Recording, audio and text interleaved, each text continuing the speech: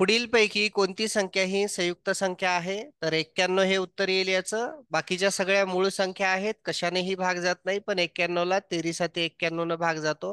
म्हणून आपलं जे उत्तर आहे ते 91 ए हा ऑप्शन आहे. पहिला प्रश्न संपला.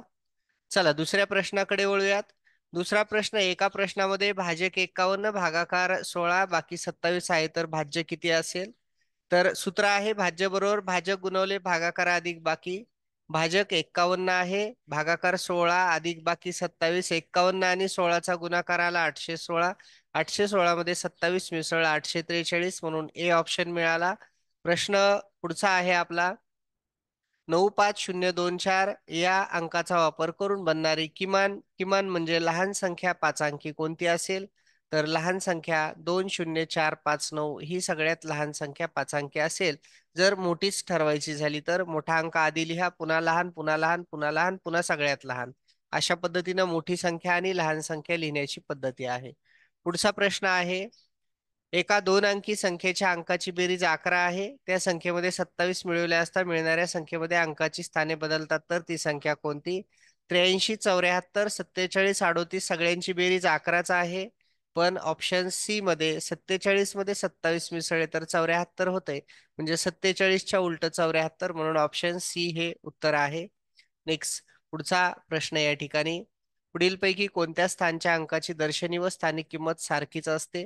तर उत्तर आहे या ठिकाणी बी ऑप्शन एकक. एकक मध्ये काहीही बदल होत नाही, जेवढं आहे तेवढंच राहतं. पुढचा प्रश्न, जर 94285 या संख्येतील 4 व 8 यांच्या अंकांची अदलाबदल केली तर येणारी संख्या व मूळ संख्या यांच्यामध्ये कितीचा बदल असेल? तर या ठिकाणी दिलेली तुम्हाला संख्या लिहिली, याच्यातल्या 4च्या ठिकाणी 8 आणायचा, 8च्या ठिकाणी 4 आणायचा आणि या संख्येतून मूळ संख्या वजा करायची. उत्तर 3960 ऑप्शन सी हे मिळतंय.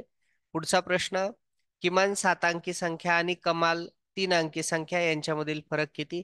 किमान म्हणजे लहान, कमाल म्हणजे मोठी. तर लहान संख्या जी आहे ती 7 अंकी ही आहे. एक एक वर द्या शून्य, म्हणजे किती येईल? तर जवळपास एकक, दशक, शतक, हजार, 10,000, लक्ष, कोटी. 1 कोटी आणि 999 ही 3 अंकी मोठी संख्या. वजाबाकी करा. 999001 डी ऑप्शन याचं उत्तर असेल. आणि आजचा शेवटचा प्रश्न लिहून घ्या. इथे प्रश्न लिहू शकता.